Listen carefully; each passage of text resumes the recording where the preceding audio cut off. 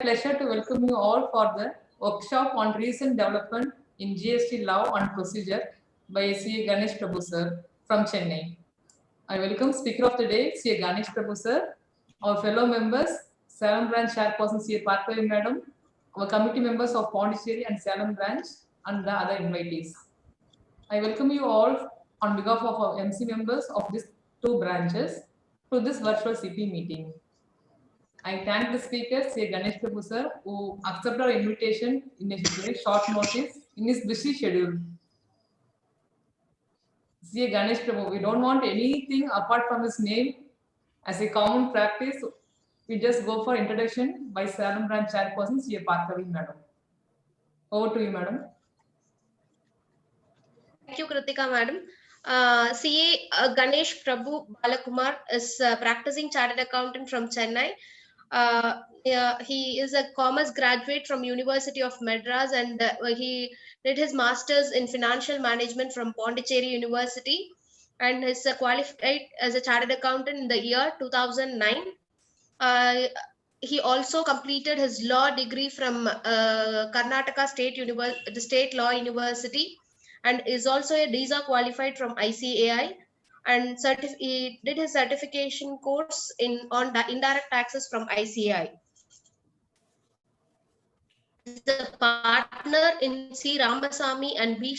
Srinivasan Chartered Accountants, Chennai, specializing in indirect taxes, representing clients before customs, excise, service tax appellate tribunal, commissioners, and other adjudicating authorities of service tax, central excise and customs, and involved in internal audits, project audits for capital expenditure. He is also a faculty member and presented various papers in indirect taxation on SIRC of ICAI and various branches of SIRC. And also from National Academy of Customs AG's office, Chartered Accountants Forum such as Chartered Accountants Study Circles, Chamber of Indirect Taxes Professionals, etc. Is also a member of ICAI GST Study Circle Group Chennai, contributed in development of background materials of model GST law developed by Indirect Tax Committee. He is a visiting faculty in Loyola Institute of Business Administration, Institute of Chartered Accountancy of India, Institute of Cost Accountants of India, Institute of Company Secretaries, and handled classes for professional students in the subject indirect taxation. And he is a secretary of International Chamber of Indirect Tax Professionals, an association dedicated exclusively on indirect tax. He participated in various events like seminars, case studies, and study groups of ICAI, CASC, and ICITP. During his school, ICAI student days, won first place in the All India 5th quiz competition for ICAI students conducted by ICAI. With these few words, I over the session to our speaker. Over to you, sir, please. Thank you, ma'am. Very warm welcome to one and all present virtually from all our locations. The testing times has taught us many things. Maybe a lot of takeaways is there, but one of the challenge that I personally undergo is what is my personal time, what is my work time. Of late, I'm somehow missing it. Be it at home, we can attend sessions, be it at office, we can attend sessions. It's all right, but again, on the productivity count, virtually doing something, somehow the profession is a profession which is more of warranting of physical based activity, physical touch based activity. Taking it through really into virtual terms is always a little bit challenging. In spite of all these challenges, all of us are running. We all know when this run is going to end, but again, we are all prepared for it and going in different directions. Sorry, today I usually will have a presentation today because of little continued professional engagements, unable to make it up. I'll share if it is once it has been completely concluded. But I thought some presentation more humbled, ma'am, but again, it's a tradition and a practice that we have set. I get reminded only by my senior terms background மெட்டீரியல்லாம் வச்சுன்னு பேசக்கூடாதுடா, நீ மாட்டுக்கு நின்னா பேசணும் அப்படின்னு வர, அப்படிதான் ட்ரெயின் பண்ண சொல்லுவாரு. In case that's his style. But coming back here, getting into some of those changes that has been happened over the last 5 months, more particularly from November, mid of November 2020, are some of those serious changes that is on ease of doing business. So all that I thought to touch upon some points relating to interest on tax payable, followed by the scheme that is proposed by the government, which is going to be quarterly return monthly payment scheme, very popularly called as QRMP scheme.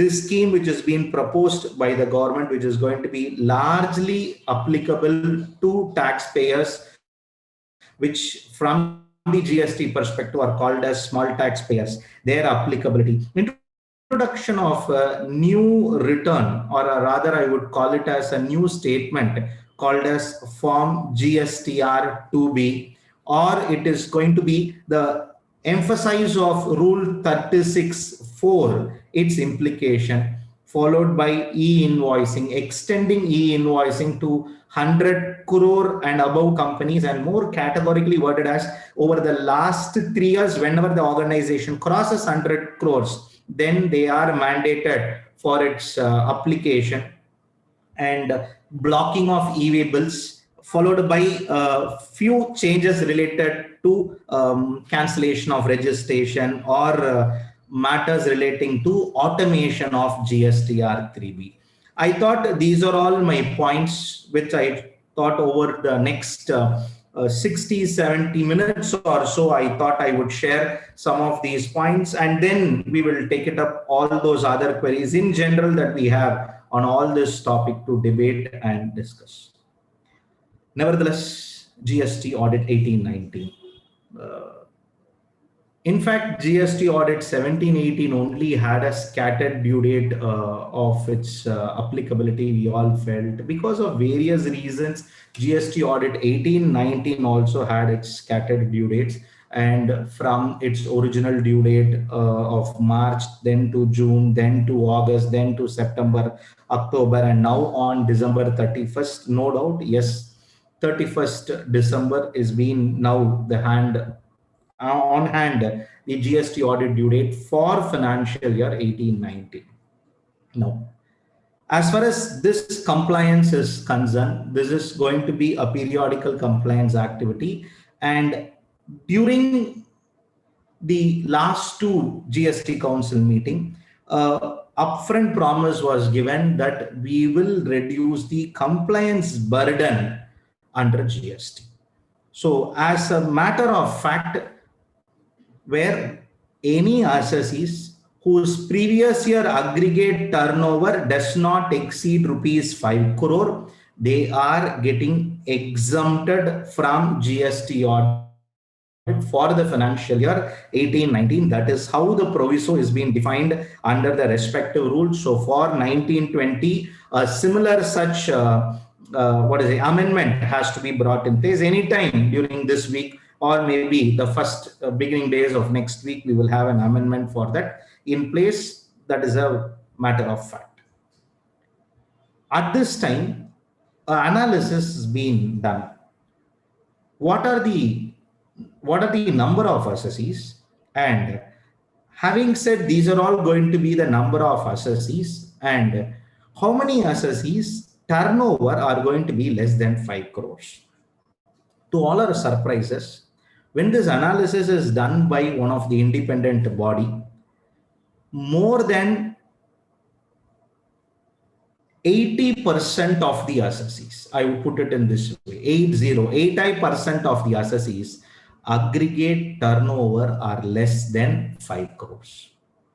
So it's going to be the only 20% of the assessees who are registered with the GST. Those assessees aggregate turnover is going to be exceeding 5 crores, and only for them GST audit is applicable. Nevertheless, from 2 crores to 5 crores, annual return is mandatory. They have to file their annual return.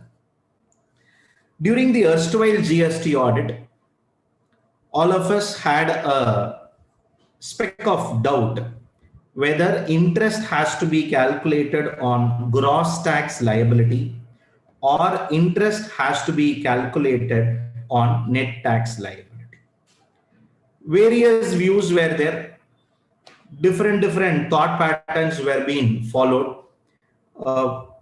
I've been endorsing a view for a very long time. It has to be calculated only on gross tax liability. But again, people used to ask us what is the basis, what was the logic in which you will come out and endorse such views. We have the precedents of the erstwhile law or any other matter, many things. There were people who come out and say, no, it's you read the word as it is going to be the net tax liability. We have the Madras High Court decision, which of course was negated for its own views, where the proviso, which when it has been not yet notified, then how come the law per se can be, or a court can come out and comment on a provision which is not yet notified. But the point here is the beautiful interpretation that goes inside it very clearly said that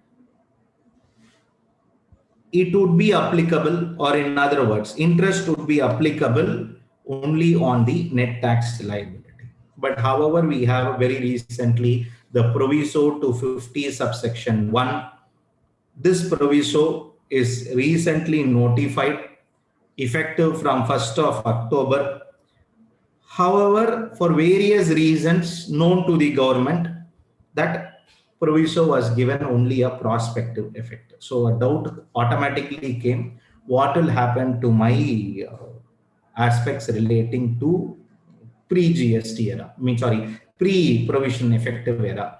For that purposes, government came out and highlighted once again that through a circular, a lenient stand has to be taken when it comes to its applicability. So maybe we can conclude with this. Always the intention of the government, in 2 council meetings, it was already recorded that the interest would be calculated only on net tax liability. It would not be calculated on gross tax liability. So parking that point relating to the GST audit, getting into the next point that we are coming across relating to some of the cases where we are concluding the GST audits are the applicability of interest percentage when it comes to a wrong claim of input tax credit or a excess claim of input tax credit. Am I liable to pay interest at the rate of 24% per annum, or am I liable to pay interest at the rate of 18% per annum? A very, very serious point when it comes to its interest applicability. And is it applicable just a mere claim of interest, or claim and utilization associated with it? Let me deliberate on the provision first. Section 50 subsection 3 very clearly worded: a wrong availment of input tax credit, a wrong claim of input tax credit, an excess claim of input tax credit. In case if it is going to be a wrong or an excess claim of input tax credit, no second thought is associated with it. There is going to be an interest at the rate of 24% is going to be attached to it. Do we have counter arguments for this? Yes. We can invoke a general principle of law that stating that I have claimed the credit, but I have not utilized the credit. Where one of the assessee is setting up its new business, not in his own location where he used to do, he sets up his business in a remote location. And in a remote location, as the business is growing, he placed order for a few materials, started to do the construction on its own. So not only on the new plant and machinery building he took credit on every single invoice that wherever CGST, SGST was there. All those credit was claimed by the organization. Claimed, not utilized. However, one fine day, he gets an expert opinion saying that on plant and machinery, he is entitled to claim credit. When it comes to building, he is not eligible. However, for support structure eligible, this not eligible, genset eligible, so on and so forth. All matters are being taken care. Now, close to 46 lakh rupees. He has taken a few crores of rupees credit. Close to 46 lakh rupees of credit is getting reversed by the organization. July, they have claimed the credit. January, they are reversing the credit. Are they liable to pay interest? The answer for us is a very simple yes.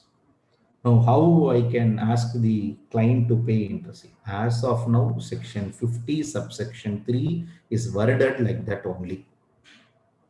Can we defend this view? Because the interest alone comes up to closely 7 lakh rupees. I have neither claimed the benefit, I have not utilized it, there is no loss to revenue.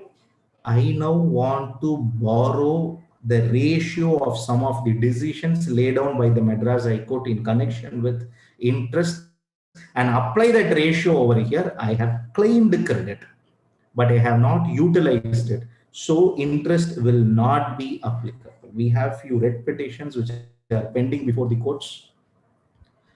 Over a period of time, no doubt, this position need to be get settled. But as of now, yes, the rate is 24%. But again, few experts around us come out and highlight to us, can you see the specific section 50 subsection 3? It directs you from section 42 subsection 10 and 43 subsection 10, which in turn further refers back to 753, so on and so forth, the subsections of section 42 and 43. So for a wrong claim of credit, when the matching concept is not implemented, how interest at the rate of 24% can be claimed, interest at the rate of 18% alone can be claimed. So I equally respect that view. I'm not denying, but that view will be a little litigious view. And over a period of time, we have to litigate it and win, try to convince the authorities saying that the missionary provisions was not in operation. So the section was specifically referring to another section. My credit is not or claimed through those subsections. So because of that reason, it is not applicable. But let me repeat it, that stand is a little litigious stand. View is a little difficult view to be taken up and litigated. But points are, it would be like this. Moving forward from the interest related matters and getting into back to this benefits that are associated with a small taxpayer. As far as the small taxpayer is concerned, government has very recently has acknowledged and introduced a scheme called as quarterly return and a monthly payment scheme, very popularly called as QRMP. Now, what is the speciality of this scheme? Are there any benefits associated with this scheme? What is QRMP scheme is going to help us, or it is going to help whom? One of the first eligibility for this QRMP scheme, the person's previous year turnover, aggregate turnover should be up to rupees 5 crores. If a person's turnover is up to rupees 5 crores, then no doubt this scheme would be applicable to him. In case if a person's turnover exceed this limit, for those people, this scheme is straightaway not applicable. A next doubt would come, is this scheme is optional or mandatory? Let me repeat, this scheme is no doubt it is optional.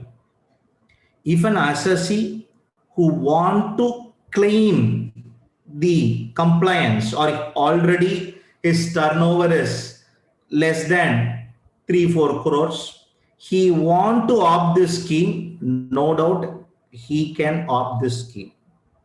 Now, what the government has did, maybe over the last 1 week, a few of us, including our clients, would be receiving SMS that your default return model is now converted into quarterly GSTR1 and quarterly GSTR3B.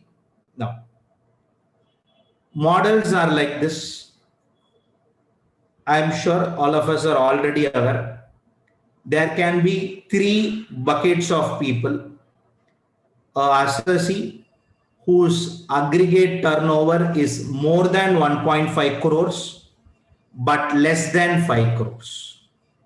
Assessee whose turnover is more than 1.5 crores but less than 5 crores.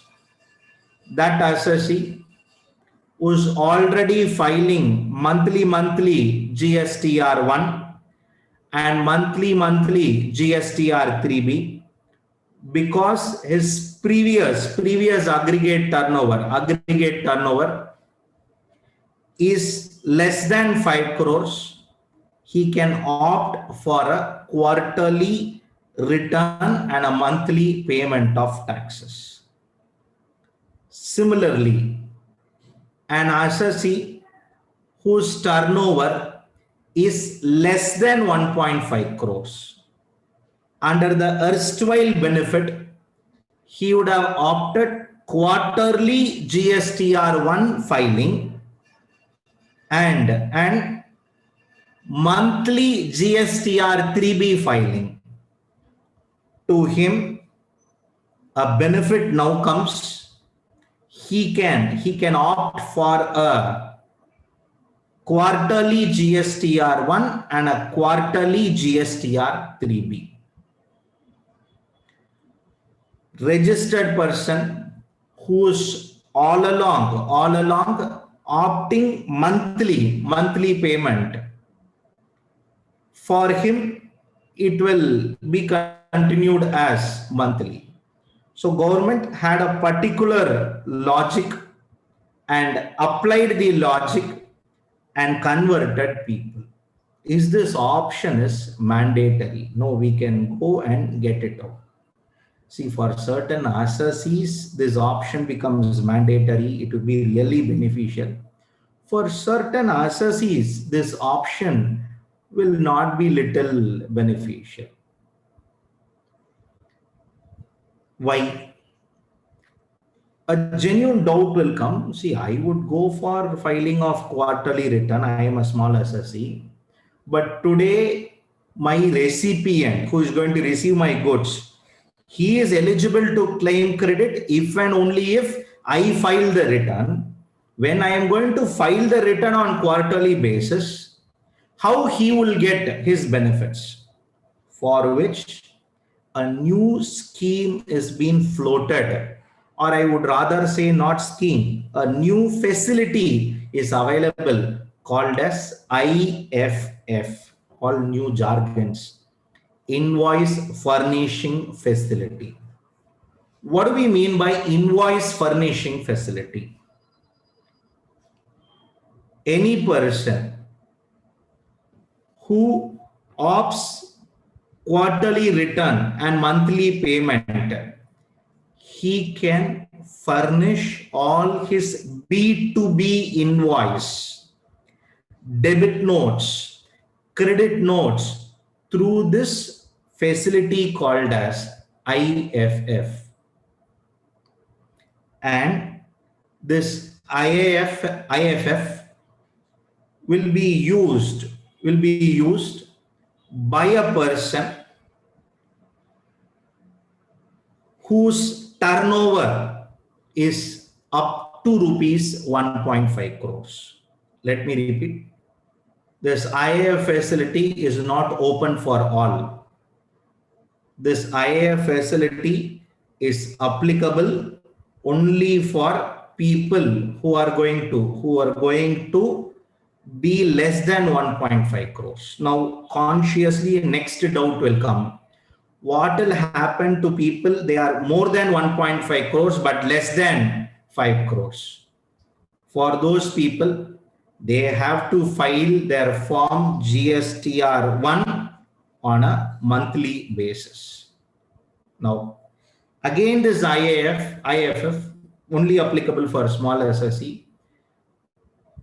This will be nothing but reporting of invoices. There would be SSE who is doing a 8 lakh rupees turnover, 12 lakh rupees turnover, 15 lakh rupees turnover in a month.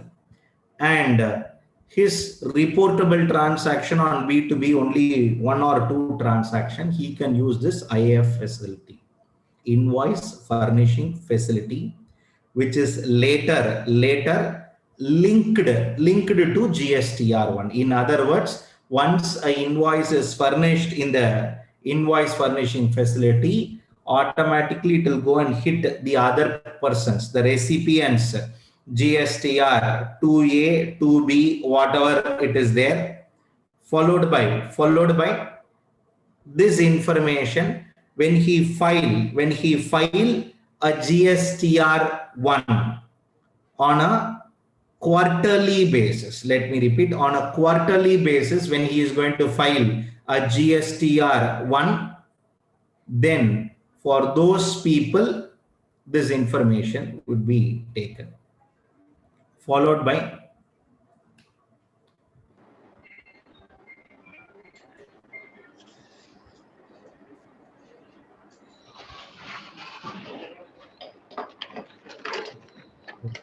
one. Yes, sir, your voice is audible, sir. Yeah. Yes. 1 minute. Now, coming back here, when it comes to this invoice furnishing facility, it's a facility where once data in this will be keyed in, automatically it will go and hit 2A, 2B, 4A. It's as good as filing with your GSTR1.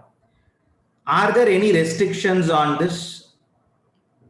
As I earlier mentioned, IAF can be used only when a taxpayer whose turnover is up to rupees 1.5 crores. First restriction. Second restriction. At any point in time, the taxpayer who is using IAF can upload invoices only up to rupees 50 lakhs per month. So in case if his value of invoices that is going to be reported in a month exceed 50 lakhs, then obviously he should start opting filing of GSTR1 for the period. And the windows are all almost same for the purpose of filing of GSTR1 for all those transactions of, let's say, January 2021, from February 1st to February 13, the IAF facility will be open. Assessees whose turnover less than 1.5 crores, they can use the IAF facility and upload the transactions. Similarly, all those registered person whose turnover is going to exceed 1.5 crore, then he will be filing his GSTR1 on its periodical basis. A clear sketch is being available. Idea is only to protect the interest of a small time person. Beyond that, nothing.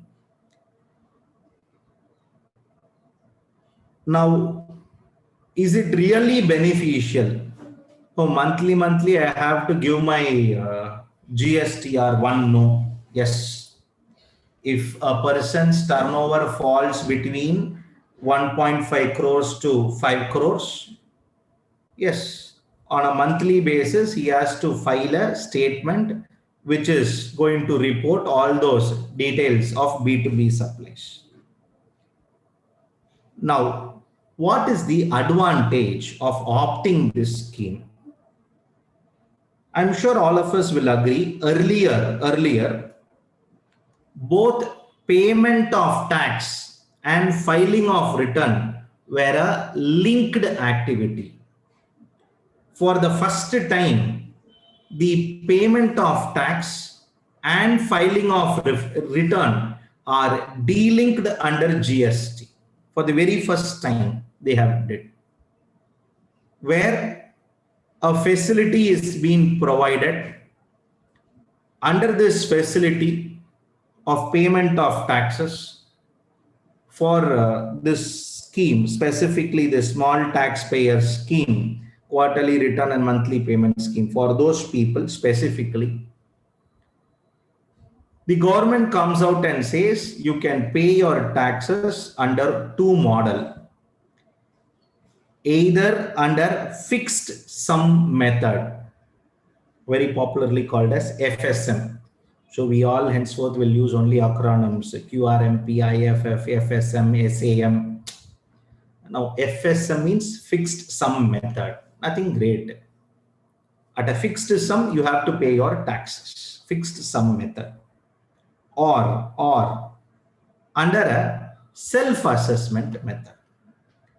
What do we mean by a self-assessment method, which we all already understand, nothing great about it?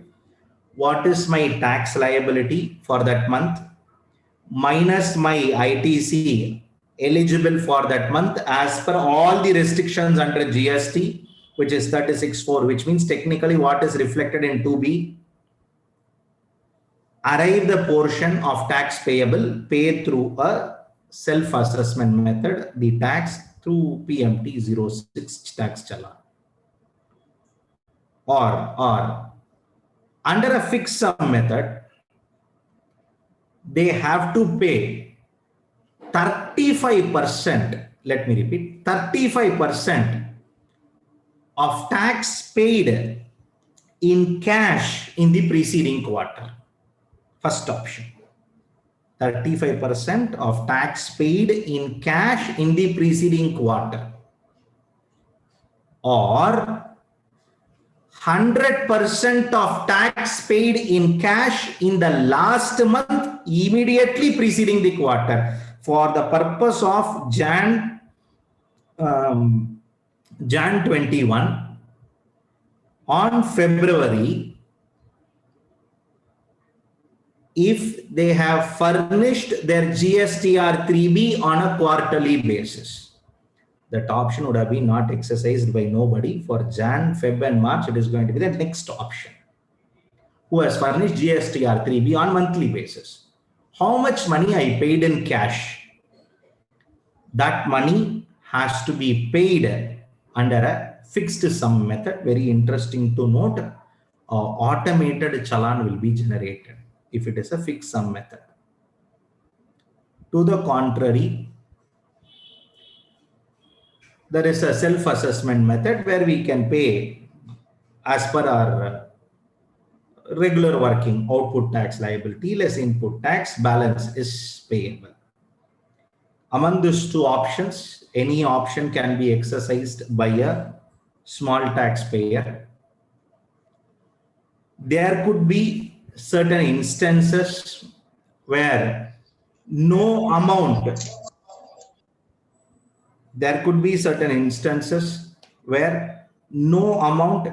required to be paid by a person because of 2-3 reasons. First reason, in the first month of the quarter, whatever amount they have remitted, 35%, which is basically 35% of their total liability, that itself takes care of their second month liability also. Or they have paid that 35% in the first month. In their second month, they have a nil tax liability, or cumulatively their tax liability of first month and second month does not exceed the 35% of this tax payable. Let me repeat. This is only an option given. So if they opt, if it is for this, at least for this January 21 in February and February in March, for these 2 months, it is going to be as simple as the last month cash liability into 100%. Maybe from the real quarterly basis working will effective from April onwards only for the respective organizations. Again, in case if it is nil, in case they have a adequate credit in their ledger, then at that time payment of it is not at all warranted. If in case it is not adequate, then alone either they have to opt fixed sum method or they have to go for a self-assessment method based on which is most beneficial to them. When it comes to this scheme, no doubt a very good scheme, goes based on many logic. Really for small vendors it would be beneficial, that to certain categorical businesses. I would not say a sweeping applicability, it will have everybody, it would be interested. Some changes are all brought in terms of the due date. For example, I already told for IAFF till 13th they allow. Similarly, for payment of tax under this scheme, they allow the tax has to be paid before 25th of the following month, as usual. For some assessees 20th, for some assessee 22nd, for some assessee 24th. We already had a splitted due date.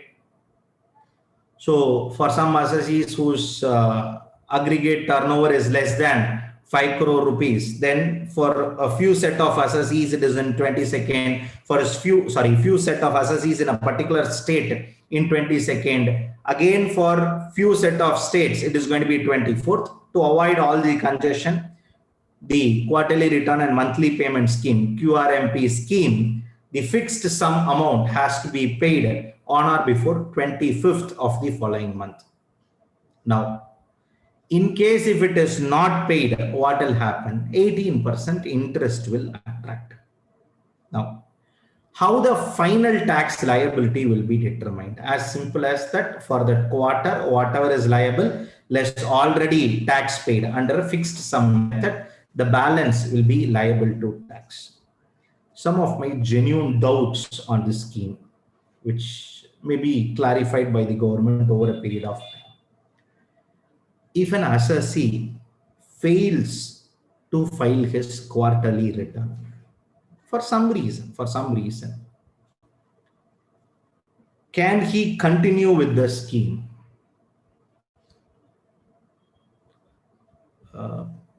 I am of a view, somebody who opts quarterly return and monthly payment scheme has to be very careful. They have to give a large amount of priority for the compliances. They should ensure within the quarter the returns are filed. Once the quarter is over, within the time prescribed, the respective returns are filed. Because it's again the applicability of next month tax calculation, everything is based on the previous quarter. For example, January, February, March return, which is supposed to be the due date, let's say April 22nd. Now we have the due dates which is brought in the law itself. When April 22nd is going to be the due date, assessee need to ensure by April 22nd, worst come worst, by April 30th, the return is filed. April 30th, the return is filed. Why? Because the April tax liability for May is based on Jan, Feb and March quarterly payment. So if return is not filed, the eligibility under this scheme itself is going to be questioned, or rather it will not allow the fixed sum challan will not be generated. I think that control will be there, because otherwise this scheme will be literally difficult. Late fee, interest, everything is notified. Nothing. There are no relaxations associated with it.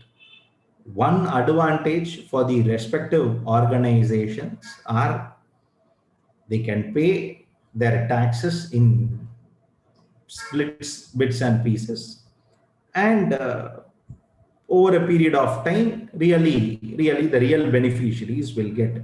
Initially, I expect enough challenges that would be there. Though it claims to be a simple transaction, it is not as expected as a simple transaction.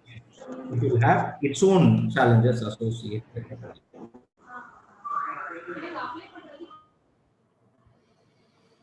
Coming back here, getting into post QRMP,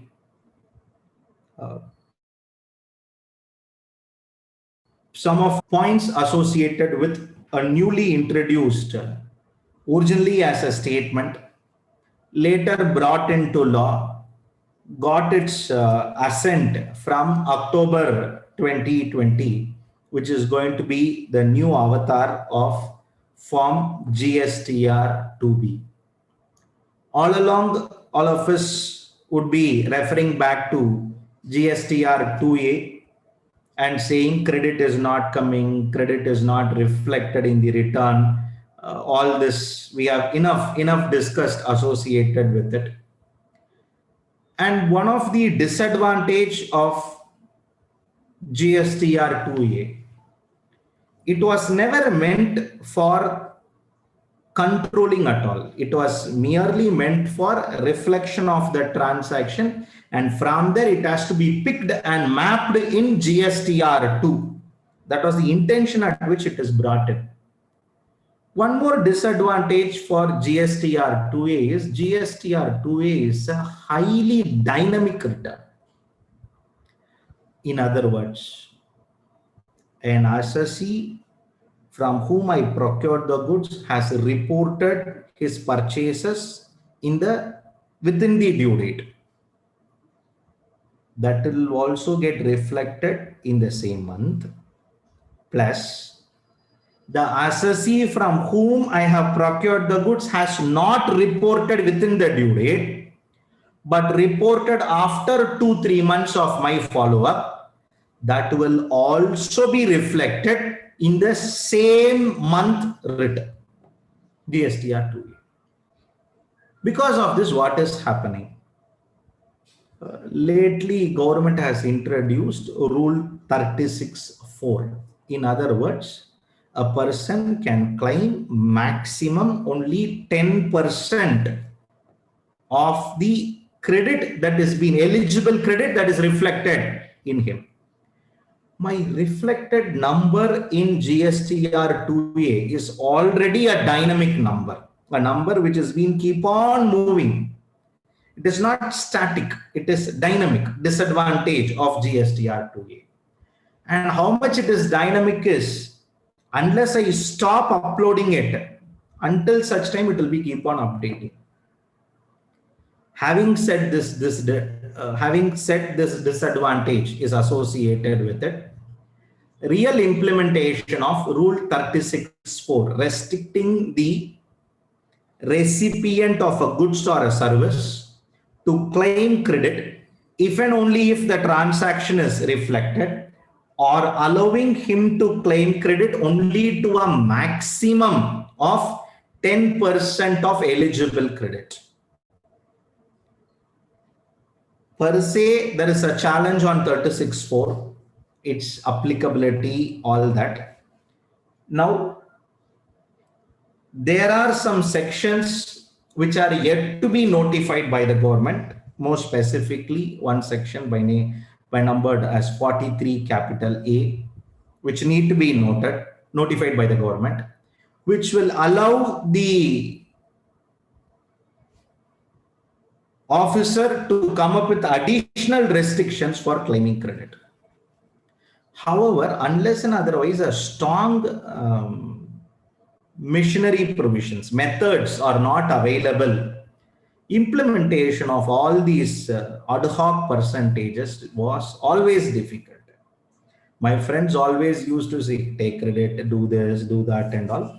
But somehow I had always a thought that I will claim if it comes and appears. I will not claim on provisional basis and all. It is easy to claim on provisional basis, but difficult to reconcile at a later point in time. To put an end to all these challenges, a new return was first came into the GST system. This time little different. Usually they used to say and later it will come. I'm sure all of us will agree on to me. The amendment to allow one credit note can have multiple invoice references came very earlier, but the real effect in the GST system came closely to 8 to 9 months later. Until that date, it allowed only to map only one invoice with one credit note. Now, though the law allowed, the system never allowed, because we have something called as GST Act rules and all. We have the forms sometime would come out and say something, and we have the GST system would not allow us or do something. Now, how you can speak like this? Now, I'll ask a very fundamental question, because we are all doing GST audit. There is one condition in the form GSTR 9, which says any payment under annual return or audit has to be only through cash, which means anything that is discovered under GST audit as part of annual return or audit, it has to be paid or discharged through cash. I read again and again the act. I never had a single restriction. Very interesting to know. My GST system also me. It also does not. To the contrary. Already I gave an example. Law amended, GST system not. 1 minute. 1 minute. I have a little bandwidth problem here. Yes. Already law said, the GST system said something, not amended. This time form says something and the law does not say. On August, this GSTR 2B came. September again GSTR 2B was there. Everybody was surprised. What is this 2B? We never said they saw in the act, it was not there. Sometime in October mid, this form was notified by the government. Difference between 2A and 3B. 3B is static. It's a very simple static return. It has a cutoff date. Once the GSTR1 due date is over, for example, let's say the GSTR due date is going to be 11th. All assessees from whom we have procured goods has filed their return on or before 11th, then only it will come in 2B. Otherwise, it will not come in 2B. For an easy understanding, I would pick up an example. An assessee has procured an inward supply of 5 lakhs, 1 lakh from each supplier, A, B, C, D, E. A, B are regularly complied guys, file their return. C, D, and E are little poor in compliance. C has filed the return on 15th of next month. Let's say we'll take up a month, then again it will be more convenient to us. Let's say it is January 21. AB has filed the return on 8th of February, whereas C has filed the return on 15th of February. D and E has filed the return on March 10th. So if this is the scattered dates at which they have filed, very simple. The 2A will show all fellows return after March, whereas 2B will restrict. 2B will only show from previous next day after the previous GSTR1 due date till this GSTR1 due date. In other words, from December 12th to January 11th, or in other words, in our discussion, we were referring to a January return. So January 12th to February 11th, whoever filed the return, whatever transaction was there, that will get reflected in GSTR 2B. That is why it is a static return and it will not change. It will be intact. So now successfully 36(4) can be implemented. More specifically, from October return filed on November, this 2B has to be downloaded. It has to be analyzed, and credits taken cannot exceed 2B. I'm sure a lot of us would have received a call from our client or would have experienced by ourselves. It would be showing in red, which means we are altering the number than what is supposed to be the original number, which is going to be reflected over there. Again, a proposal is there by the government in terms of the automation of GSTR 3B. On that, the first step is 2B information will get captured in GSTR 3B automatically. The next step is GSTR 1 outward supply data will get automatically captured in 3B, so that it leaves no scope for any error or anything associated between 1 versus 3B. We had enough errors. It cannot be discussed at all. To that extent, we have errors. We have intrastate supply under GSTR 1, interstate apply under GSTR 3B. Enough errors we had. Now GSTR 2B is going to be a very serious return. It integrates with customs. It brings in the IGST of bill of entry in the month in which it is filed, SEZ bill of entries are brought in 3B. Naturally, all B2B supplies are forming part of 3B. ISD is forming part of 3B. All inward supplies from non-resident taxable person is forming part of 3B, including TDS, TCS related matters and debit notes, credit notes. So all this form parts of GSTR 2B, where respective fields are given a very comprehensive return. Maybe every assessee has to spend their best time in analyzing 3B. And one more point, interesting point to note it is available only after the due date of filing the outward supply statement. If due date of filing the outward supply statement stops at 11, this statement can be generated later to that. It is not an online statement. It's a static, simple, specified statement from GSTR 2B. So introduction of 2B, introduction of this quarterly return filing and monthly payment scheme. All this on one end is going to ease the respective small taxpayers.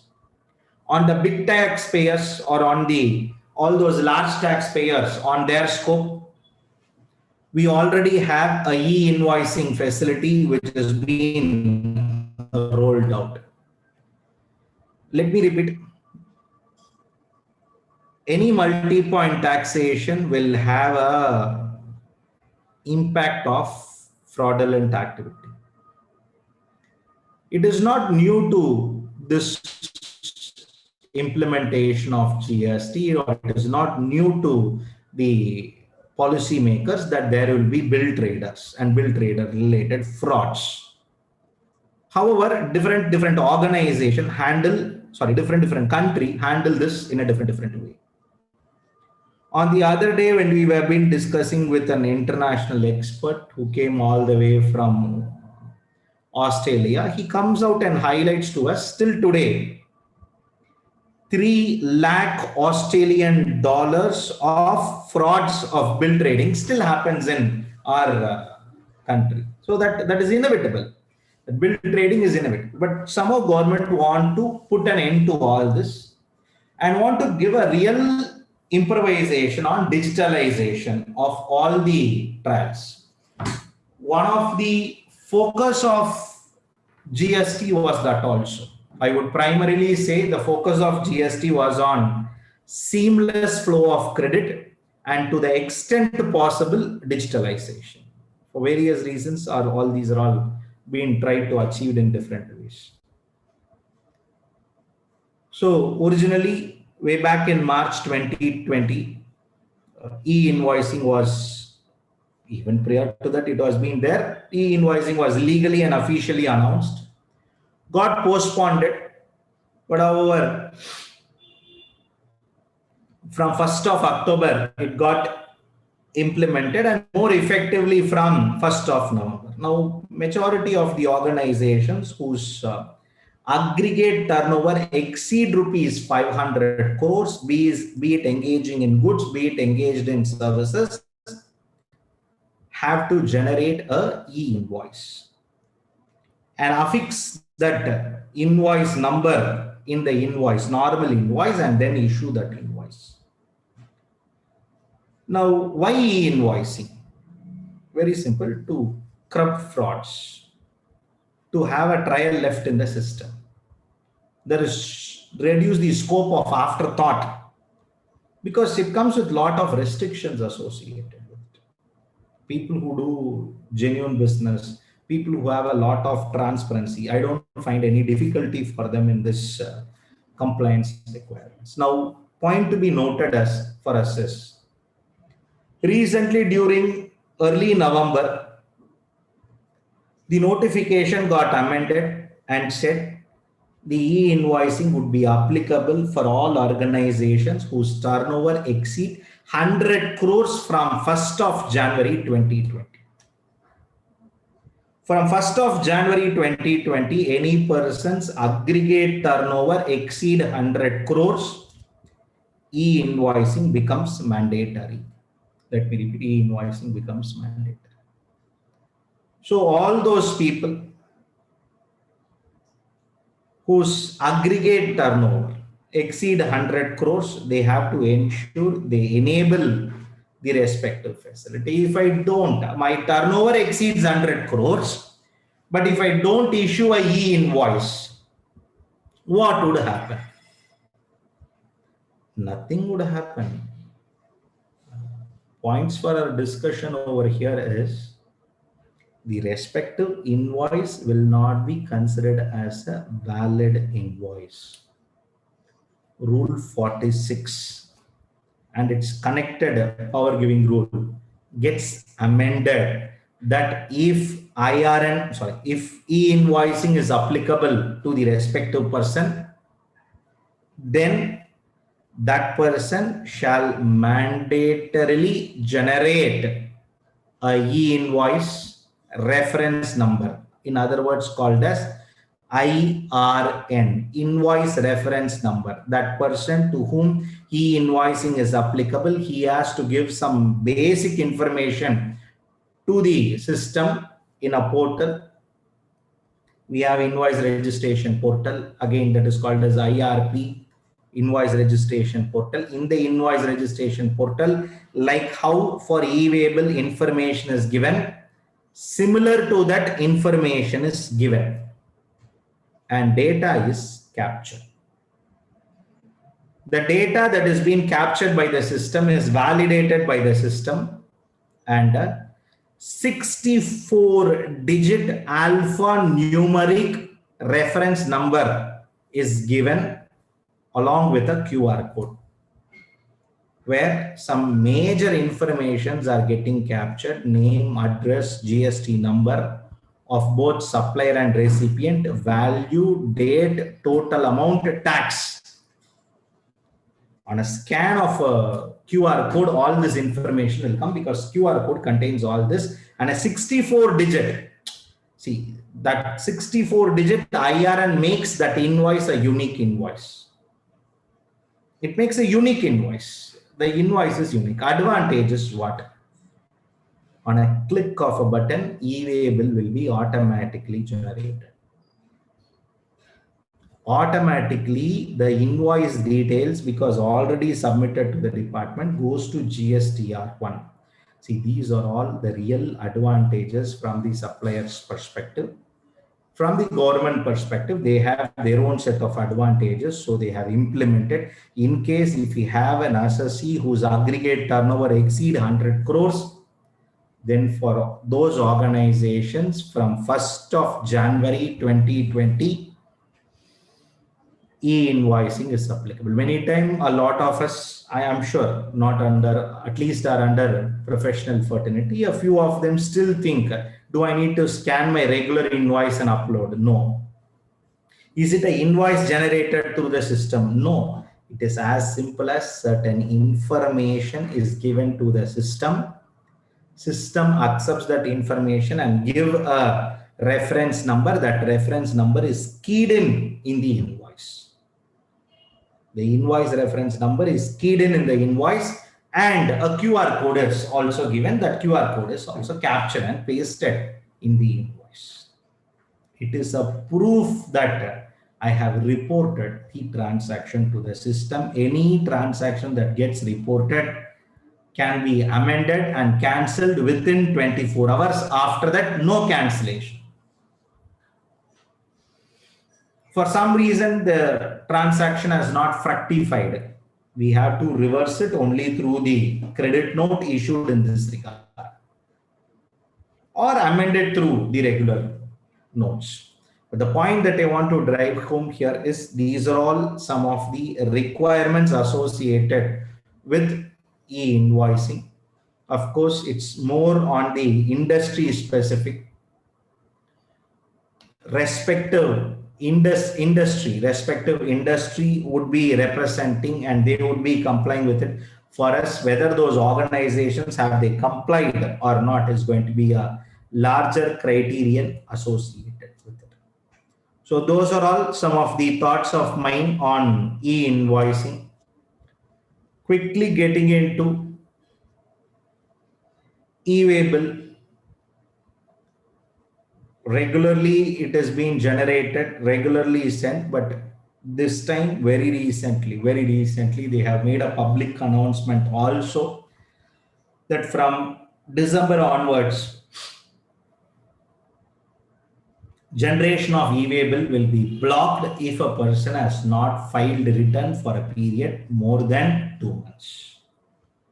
Again, it is a facility which is given by the government. Government tries this facility has been exploited by many supplier, and they start giving this model. One more aspect that need to be associated with it is the departmental audit. I'm sure all of us would have started to receive notices from various jurisdictions from the respective clients. Some of those notices are in connection with comparison between Form GSTR 7 versus GSTR 3B. I don't know how that can be compared, but honestly, don't ask me why that notices are all sent. Again, sometimes they get scrutiny notices of reviewing of return. Sometimes they get notices for the purpose of inspection.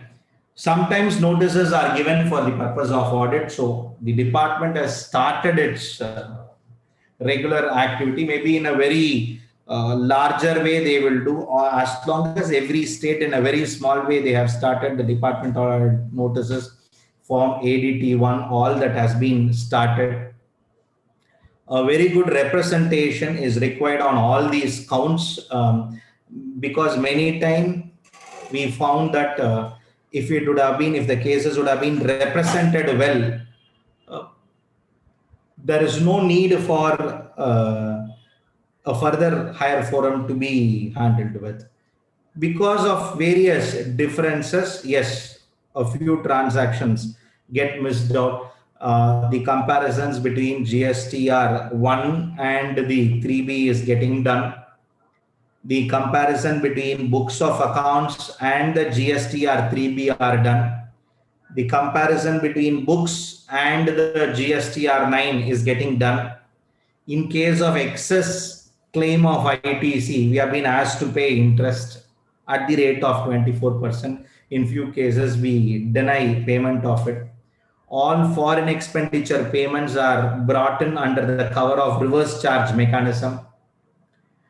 Notices are issued under the departmental audit for section 9(4) related challenges erstwhile, which lived for a very short span of time starting from July to October 13th of 2017. For the tenure, what is the RCM liability? Notices are issued, so on and so forth. These are some of the notices, at least I've just come across on all this departmental audit, which is again started in a very, very full swing way associated with it.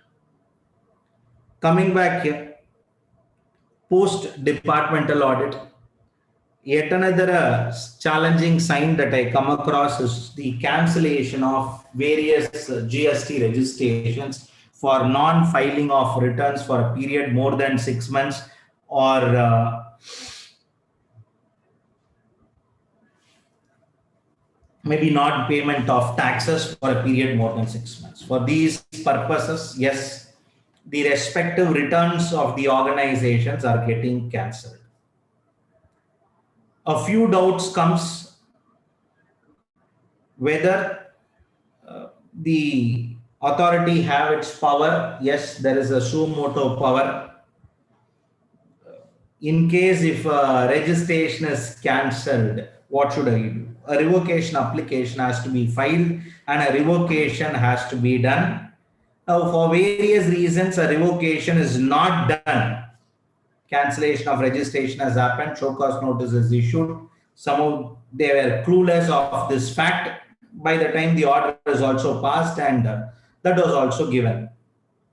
Registration was cancelled. Can I continue to do business with the same cancelled registration number? No.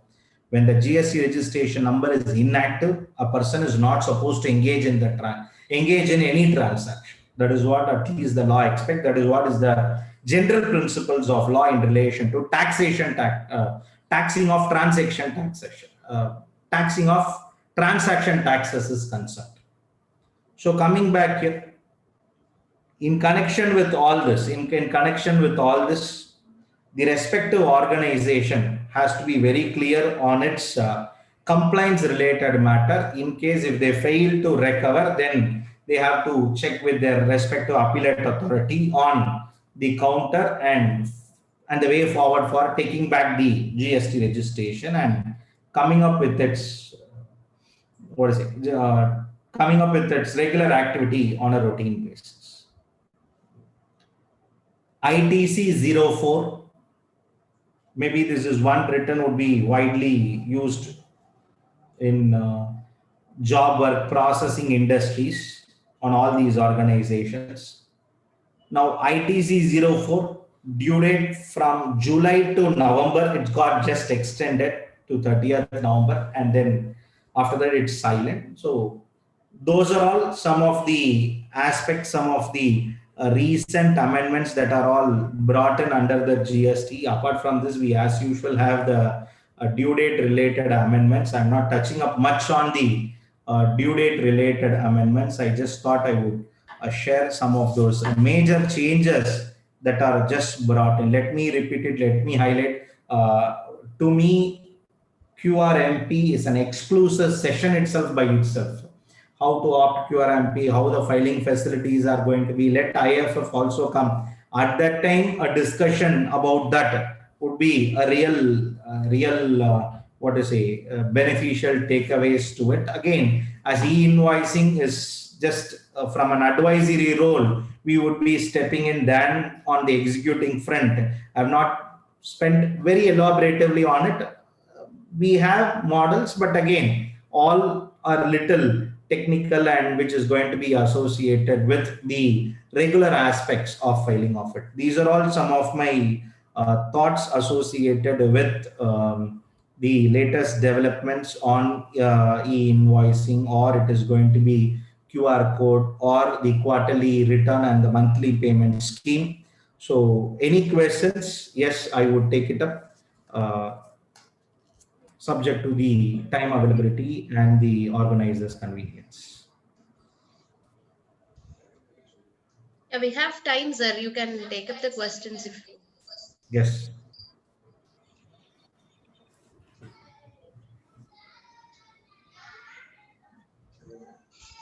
Members may ask their questions either directly by unmute themselves or through chat box.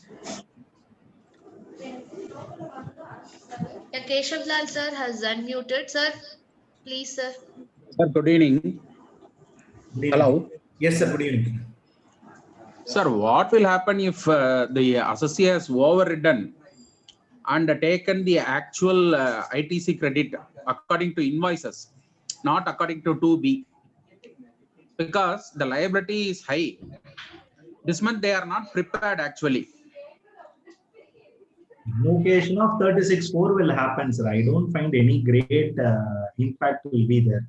Officer will come out and say it should come get reflected in 2B, then only I will allow.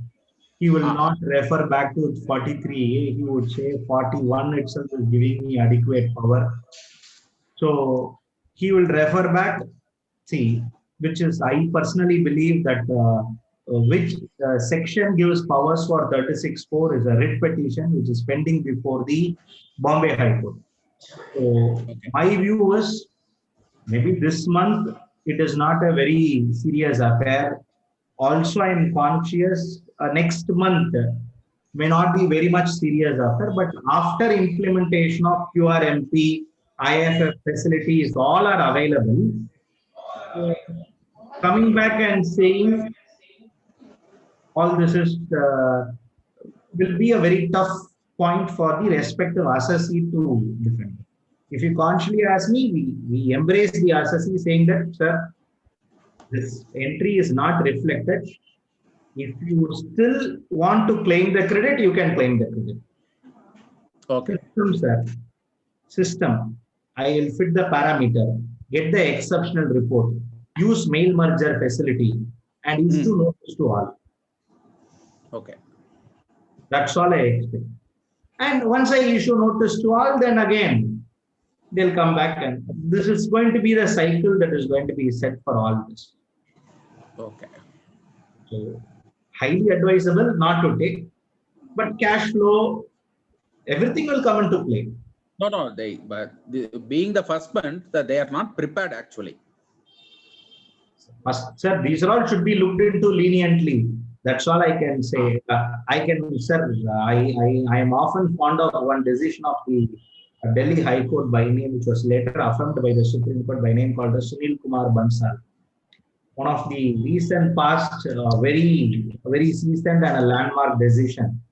And when it comes to Sunil Kumar Bansal, one of the point was when a missionary provision is not implemented, when the missionary provision is not there, you cannot enforce the law.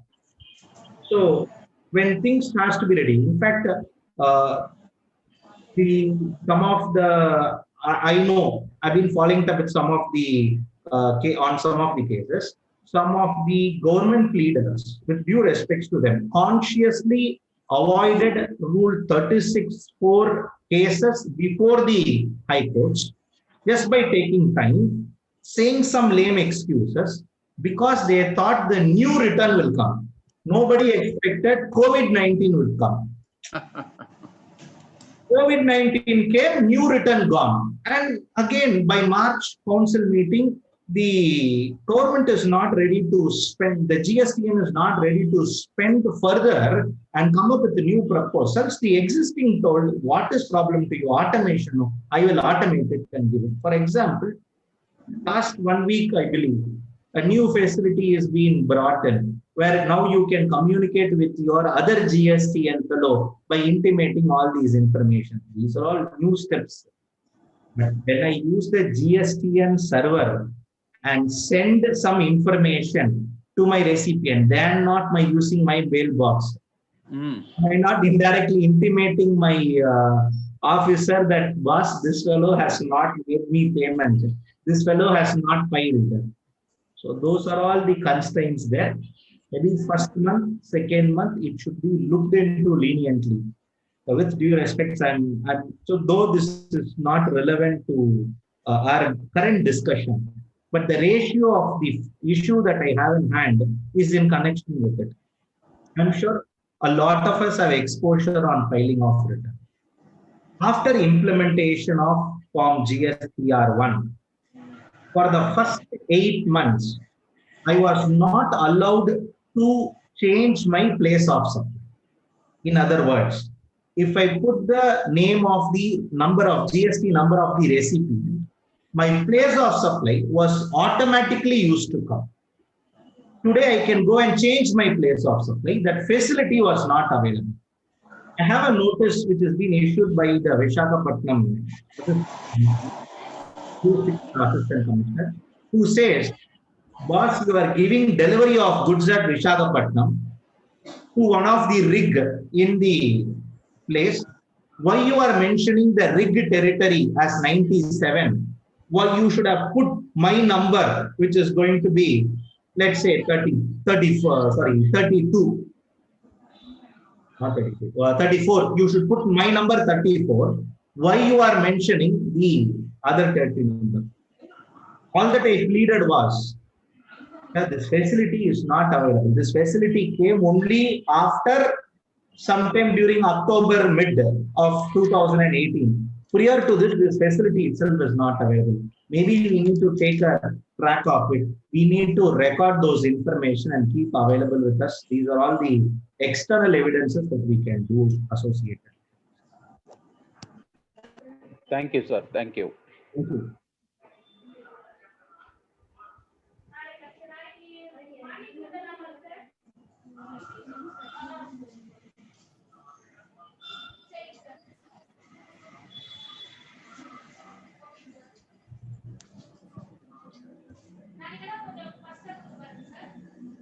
A general question: how much percentage of extension will be there for 999 seats?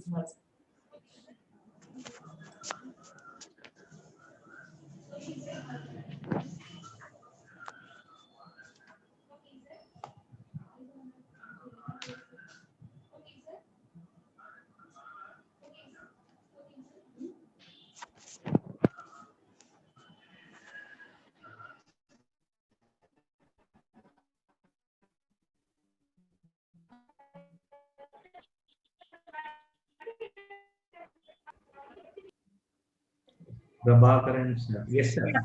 Sir, good evening, sir. Sir, in this 10% restrictive credit, sir, suppose in a month a person has availed that credit. Suppose in later stage officer refused that what is the credit you have taken is wrong, and if he reverses that credit. But in later stage, if that person, the seller has uploaded his invoices into in GSTR1, and that credit gets auto-populated in the next next succeeding months, what will be our situation, sir? And if that time he has not taken that credit, then he may lose that credit forever, no, sir? That risk is there, no, sir? Prabhakaran, sir, I will Yes. take up this question like this. In the month of, let's say, in the month of December 20, Yes, there sir. is a credit of 5 lakh rupees in your account. You have invoices for 5 lakh rupees. Yes, sir. But what is reflected in GSTR 2B Yes, is sir. only 3 lakhs. You don't ask me why only 3 lakhs got reflected, but you have invoices for 5 lakhs on your hand worth of ITC. Yes, sir. But what is reflected is 3 lakhs. Okay, sir. Let's, for our convenience, assume all 3 lakhs are eligible credit. Right. Yes, sir.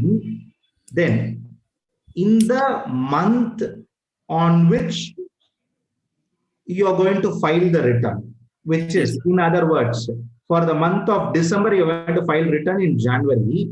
Yes, That time you can claim up to 3,30,000 rupees. Yes, sir.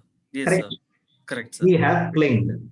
Yes, sir. But we have invoices worth 2 lakhs in our hand, Yeah. for which credit is not claimed. Yes, sir. January month, the transaction is not reported.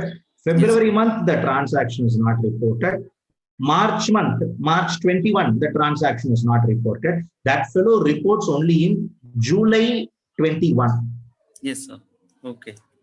If he reports, it would come into my GSTR 2B, then I would claim the balance ₹1,70,000 credit. Yes, sir. Correct. Or in other words, claim 2 lakh rupees credit and reverse 30,000 rupees, which is all the same, sir. Right, sir. Okay. Understood, sir. Why I'm saying claim 2 lakh rupees to ensure 2B matches. Idea Yes, is 2B matches and reverse this 30,000, which was my erstwhile credit, which is allowed. Right. Okay, sir. Okay. This is the normal projected situation. Right, sir. But unfortunately, that fellow never filed in July, August, September. My time limit to credit is also over. Right. Yes, sir. Yes, sir. My recommendation, sir, this is not expressive opinion, it's a recommendation. My recommendation is claim credit at least in the month of September Okay. and reverse in the same month. Right, sir. Okay. Claim credit and reverse in the same month. Hmm. Indirectly, it will give you a fighting facility tomorrow that, boss, I have claimed the credit, I have reversed it because that fellow has not reported within the time prescribed. Hmm. Okay. Because he reports now in October or November or December 21, I am of a very humble view that we are eligible to claim credit. Credit. Let me repeat it, sir. This is subject to litigation. Yeah, I This understood, is sir. not told in the law. This Yes. is a recommendation, which what I would recommend to anybody, I'm recommending it to you. That's all. Okay. So, but so that we are within the framework of the law. Okay. Okay. So, because I have availed and reversed it, I should be given the facility of reclaiming it. Right, sir. Okay. Okay. That's subject to this debate associated with it, sir. Okay. Who gave you the power to reclaim? Officer will come. I will ask a supplementary question where it is told that I am not supposed to reclaim. Okay. Oh, right. Sir. It has to be something you want to deny me some right, you have to expressly say. Right, sir. When I have an invoice alone, I am eligible to claim credit. I thought you Yes. only inserted a section and told the boss you should not only have an invoice, you should also ensure that that transaction is reflected by that fellow and it comes to your account. He has to pay tax, then only you are eligible. It is a restriction additionally brought in by you. Okay. So, நான் அந்த model தான் நான் சொல்றேன். நீங்க எங்க என்ன restrict பண்ணல, அதனால this is a recommended view, sir. That's all. For exceptional item. Exceptions are not example, Prabhakaran, sir. Yeah, I understood, sir. Adding to your example, sir, you said that 3 lakhs only is eligible and the total credit is 5 lakhs. Suppose this month they have taken credit for 5 lakhs itself, sir. Okay. And till September, let us say, he has in the month of January itself that balance 2 lakhs gets auto-populated, let us say, sir. My question is, supposing an officer in the later stage during assessment or during annual report, he pinpoints that this is an excess claim and he has to reverse it. Then that assessee is getting into risk of losing the 2 lakhs credit, no, sir? No, sir. The assessee should not allow him to reverse. This is not reflected. Maybe I will put the question in a different way. Officer has a right to collect interest on ₹1,70,000 for a period of 3 months from December, January, February, March. Okay, sir. But assessee cannot be asked to reverse the credit. அன்னைக்கு வரலையே, நீங்க அன்னைக்கு இவ்வளவுதான், அன்னைக்கு நான் வரல, இவ்வளவுதான் எடுத்துக்கணும், நான் 330 தான் எடுத்துக்கணும், ஆனா 5 lakhs எடுத்திருக்கேன், so 170க்கு நீங்க மார்ச் தான் எலிஜிபிள், ஸோ டிசம்பர் மந்த்ல இருந்து மார்ச் மந்த் வரைக்கும் இன்ட்ரெஸ்ட் போடுவேன். அது 24 18 ரெண்டாவது டிபேட். ஓகே, இன்ட்ரெஸ்ட் வரைக்கும் allowed.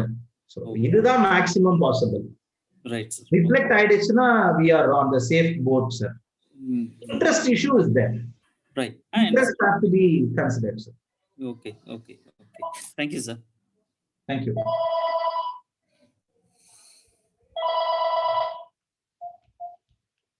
Sorry. Yes, sir.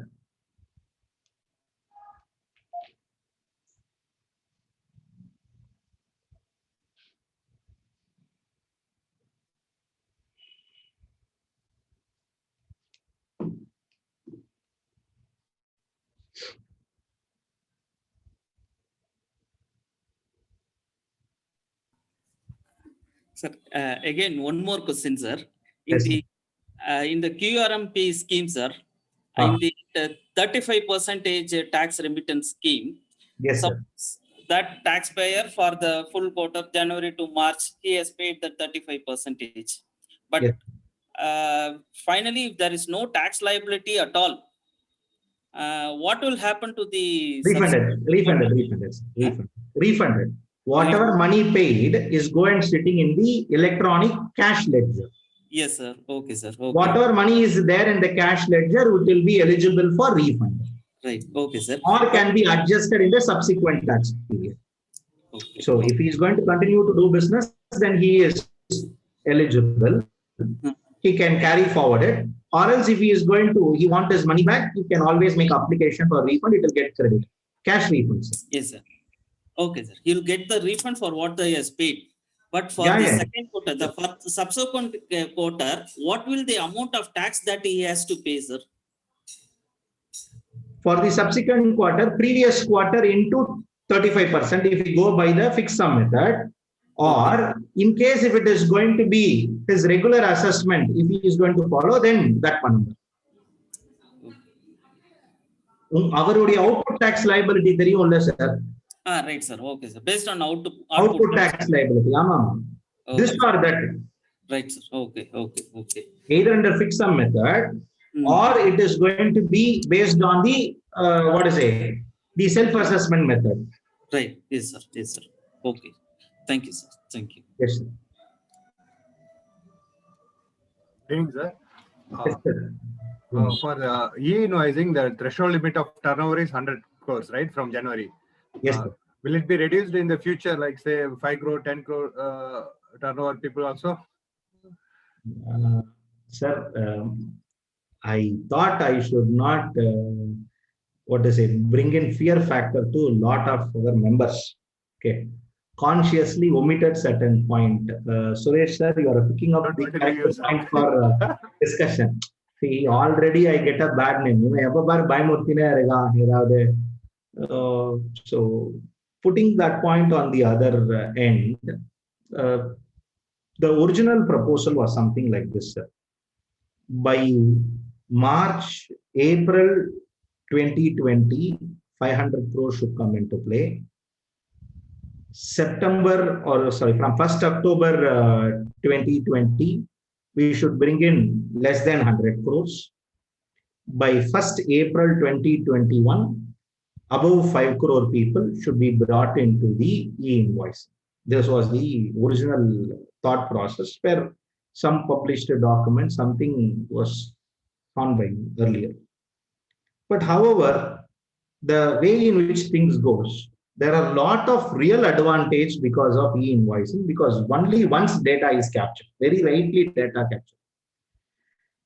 Let me repeat it, not everybody in this country are software engineers. Not everybody can understand what is SandTest box. Not everybody can understand data validation, invoice validation. In fact, sometimes when we go sit in discussions like this, the questions that comes up itself is something different. As it stands today, it's my out and out my expectations. Maybe a little leniency can be given to this time, 1st January. I'm not very sure. Again, it can be looked very little leniently. 100 crores, maybe they'll try for 50 crores and then to all. But that is not very far off. It is very near. Let me repeat. Because I'm sure at this time, I also want to highlight and get reminded that HSN, marking of HSN number becomes mandatory for all assessees whose turnover exceeds 5 crore from 1st April 2020. Wherever it is applicable, wherever, if it is be it invoice, be it filing of returns, wherever it is applicable, marking of HSN information becomes mandatory. Why? Because people try out different models. Today, when we speak on certain topics, sometimes people get little agitated. They come out and try out and say, no, shrimps are exempted. Shrimps are exempted. Shrimp feed is not exempted. Shrimp feed is exempted. Sometimes shrimp feed, a raw material which is used to make shrimp feed, that is not exempted. So people try to manipulate something on this to avoid all this HSN based manipulation. When someone come out and when the law comes out and says cocoa fiber is exempted, somebody who's dealing in cocoa peat, they want to try to come out and say, no, what I dealt is only cocoa fiber. The HSNs are different. The rate of tax is different. So all this are all a matter of discussion and litigation. And the government also want to streamline all this. That is why, in fact, they brought in e-invoicing, where all these information becomes mandatory, and all this information automatically goes to e-Waybill, also automatically goes to GSTR1. So there is a seamless flow of data that happens internally within the system. I completely agree with you, Suresh sir. Time is not far.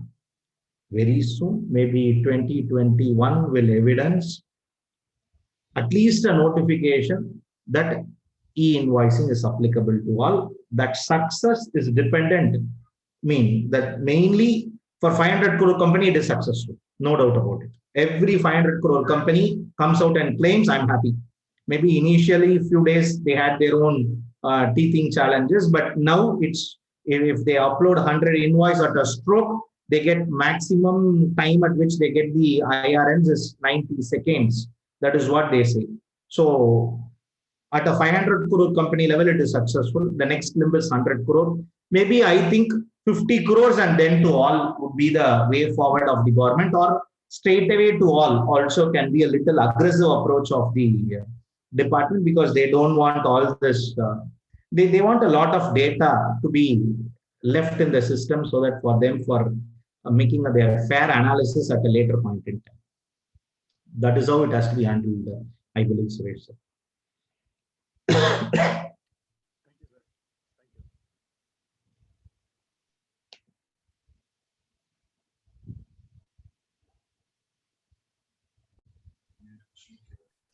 Members, you have any other questions?